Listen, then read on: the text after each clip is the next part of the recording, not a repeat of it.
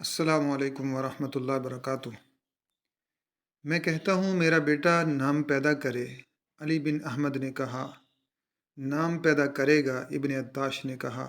نام بھی ایسا پیدا کرے گا کہ رہتی صدیوں تک دنیا اسے یاد کرے گی، لیکن اس کی تاریخ خون سے لکھی جائے گی۔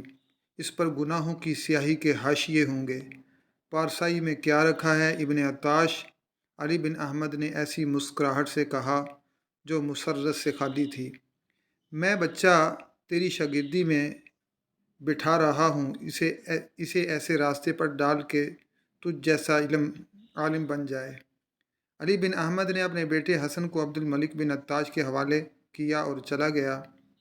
تھوڑا ہی عرصہ گزرا تھا کہ عبد المالک علی بن احمد کے گھر گیا۔ ان دونوں کی ملاقاتیں تو ہوتی ہی رہتی تھیں، لیکن اس رات عبد الملک بن عطاش کسی خاص مقصد سے وہاں گیا تھا۔ ابن عطاش نے کہا، میں نے تیرے بیٹے کو دینی اور معاشرتی علوم میں رواں کرنے کا قصد کیا تھا، لیکن لڑکے کو ذہن کسی اور طرف لے جا رہا ہے۔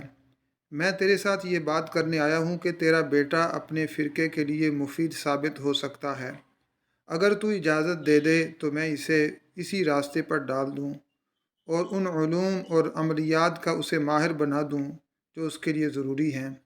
تاریخ بتاتی ہے کہ حسن بن صبا کا باپ جیسا خود تھا ویسے ہی اپنے بیٹے کو بنانا چاہتا تھا۔ عبد الملک ابن عطاش اپنے فرقے کا صرف مذہبی پیشوا ہی نہ تھا، بلکہ وہ اپنے عقیدے کی تبلیغ اور فرقے کی سربلندی کے لیے زمین دوز کارروائیوں میں بھی لگا رہتا تھا۔ اس کا اپنا ایک بیٹا احمد جوان ہو رہا تھا۔ اس بیٹے کا نام محمد بن عبد الملک ہونا چاہیے تھا، لیکن اس نے اپنے آپ کو احمد بن عطاش کہلانا زیادہ پسند کیا۔ عبد الملک نے اسے اپنے فرقے کی تبلیغ اور دیگر کارروائیوں کے لیے بھیج دیا تھا۔ اس نے حسن بن صبا کو جو تربیت دینی شروع کی تو اس کے پیش نظر اپنا یہی مشن تھا۔ اس نے اس کمسن لڑکے میں بڑے کام کے جوہر دیکھ لیے تھے۔ عبد الملک نے حسن کو علم نجوم اور علم سحر کے سبق دینے شروع کر دیے تھے۔ اس نے دیکھا کہ یہ لڑکا بڑی تیزی اور پورے انہماک سے یہ علوم سیکھ رہا ہے۔ یہ اس کی اضافی تعلیم تھی، اصل تعلیم تو دینی اور معاشرتی علوم کی تھی۔ داستان گو پہلے سنا چکا ہے کہ اس شہر کے حاکم ابو مسلم رازی کو پتہ چل گیا کہ علی بن احمد کا بیٹا عبد الملک ابن عطاش کی شاگردی میں بیٹھا ہے۔ رازی جانتا تھا کہ عبد الملک اسماعیلی ہے۔ علی بن احمد نے رازی کو حلفیہ طور پر یقین دلا رکھا تھا کہ وہ اہل سنت ہے۔ ایک روز ابو مسلم رازی نے اس سے پوچھا کہ وہ اہل سنت ہے تو اس نے اپنے بیٹے کو اسماعیلی اطالی کی شاگردی میں کیوں بٹھا رکھا ہے؟ علی بن احمد نے جواب دیا تھا کہ وہ اپنے بیٹے کو نیشا پور امام موافق کی شاگردی میں بٹھانا چاہتا تھا، لیکن اس کے پاس اتنے پیسے نہیں۔ ابو مسلم رازی نے اسے سرکاری خزانے سے اتنی رقم دلوا دی۔ اس نے اپنے بیٹے کو نیشا پور امام موافق کے پاس بھیج دیا۔ حسن بن صبا فارغ التحصیل ہو کر اپنے گھر چلا گیا۔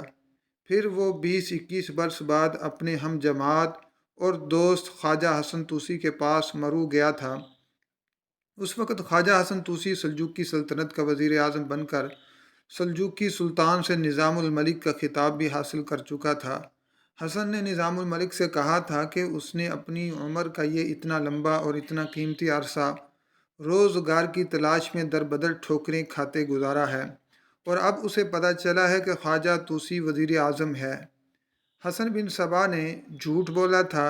یہی وہ عرصہ تھا جس عرصے میں وہ ایک طاقت اور ایک انتہائی خطرناک انسان بن چکا ہے۔ وہ آگ میں سے گزر کر کندن بن گیا تھا۔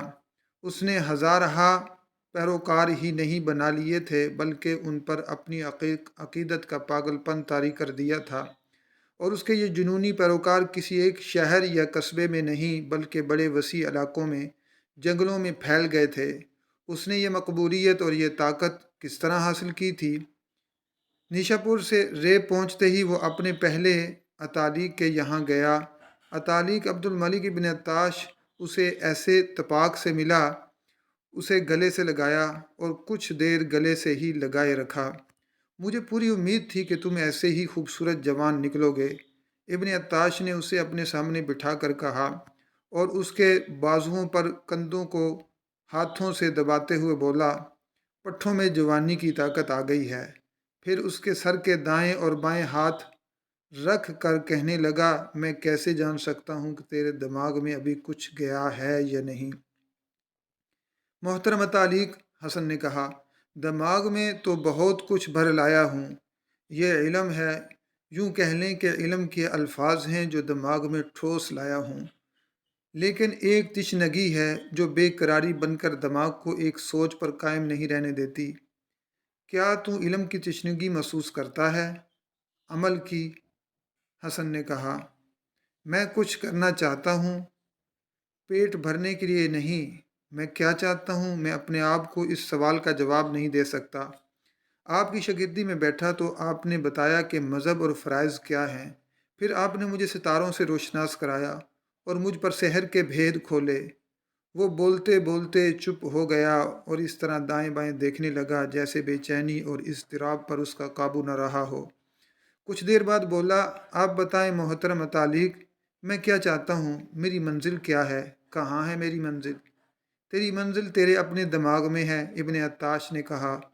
دماغ کو کھوج، یہ کام آپ کریں، حسن نے کہا۔ ہاں، 2-3 بار خیال آیا جیسے میں فرعون بننا چاہتا ہوں۔ عبد الملک ابن عطاش نے زوردار کہکا لگایا۔ حسن حیرت سے اس کے منہ کو دیکھنے لگا۔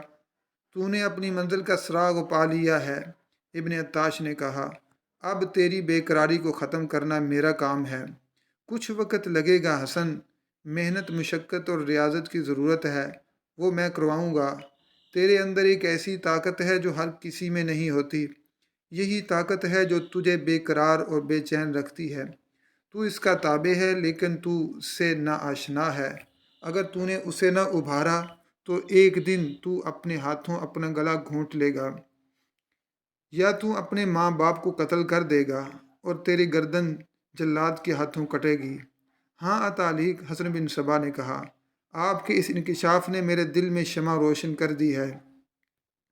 میں کچھ ایسا ہی محسوس کیا کرتا ہوں کہ میں قتل کروں گا یا قتل ہو جاؤں گا۔ کیا آپ میری رہنمائی کر سکتے ہیں؟ صرف میں ہوں، ابن عطاش نے کہا، میرے سوا اور کوئی نہیں جو تیری رہنمائی کر سکے۔ لیکن حسن، تجھے اپنے باپ سے اجازت لینی پڑے گی۔ مجھے کسی کی اجازت کی ضرورت نہیں میرے بزرگ تعلیق، حسن نے دو ٹوک لہجے میں کہا۔ میں یہ جانتا ہوں کہ میں وہ سیلابی دریا ہوں کہ میرے سامنے جو رکاوٹ آئی وہ تنکوں کی طرح بہہ جائے گی۔ یہ بھی سوچئے کہ میرا باپ کہاں کا زاہد اور پارسا ہے، اس نے عیاری اور مکاری میں شہرت پائی ہے، میری فطرت اسی کے سانچے میں ڈھلی ہے۔ مجھے بھروسہ ہے تو صرف آپ کی ذات پر ہے۔ مورخ لکھتے ہیں کہ عبد الملک ابن عطاش کو حسن بن صبا کے مستقبل کے ساتھ کوئی ایسی دلچسپی نہیں تھی کہ اپنی توجہ اور کاوشیں اسی پر مرکوز کر لیتا۔ اس کی دلچسپی اپنے فرقے کی تبلیغ اور فروغ کے ساتھ تھی۔ اسلام نے اولین مسلمانوں کے حسن اخلاق سے مقبولیت حاصل کی تھی۔ وہ دور دور پیچھے رہ گیا تھا۔ 5ویں صدی گزر رہی تھی، فرقہ بندی نے اسلام کی بنیادیں ہلا ڈالی تھیں۔ اسلام اگر کھانے پینے والی کوئی چیز تھا تو اس میں زہریلی ملاوٹ لے گئی۔ اسلام اگر پیراہن تھا تو اس کا گربان بھی، اس کا دامن بھی تار تار ہوا جا رہا تھا۔ اس کی صرف آستینیں محفوظ تھیں اور ان آستینوں میں سانپ پرورش پا رہے تھے۔ عبد الملک ابن عطاش انہی سانپوں میں سے تھا۔ حسن بن صبا کے باپ کی بات تو داستان گو سنا چکا ہے کہ حاکم شہر ابو مسلم رازی کی دوستی قائم رکھنے کی خاطر قسم کھا کر کہتا تھا کہ وہ اہل سنت والجماعت ہے، لیکن وہ اسماعیلی تھا، بلکہ وہ اسماعیلی فرقے کے لیے بھی سراپا توہین تھا۔ اس کا اگر کوئی مذہب تھا تو وہ فریب کاری تھی، اس کا عقیدہ اگر تھا تو وہاں عیاری تھی۔ تاریخ ایک دلچسپ بات بتاتی ہے، حسن بن صبا علی بن احمد کا بیٹا تھا، اس لیے اس کا نام حسن بن علی ہونا چاہیے تھا، لیکن حسن نے حسن بن صبا کہلانا زیادہ پسند کیا۔ اس کی وجہ یہ بتائی گئی ہے کہ اس کے پردادا کا نام صبا تھا۔ اس کے کردار کے متعلق جو روایت سینہ بسینہ حسن تک پہنچی تھی وہ عیاری اور فریب کاری کی وارداتیں تھیں۔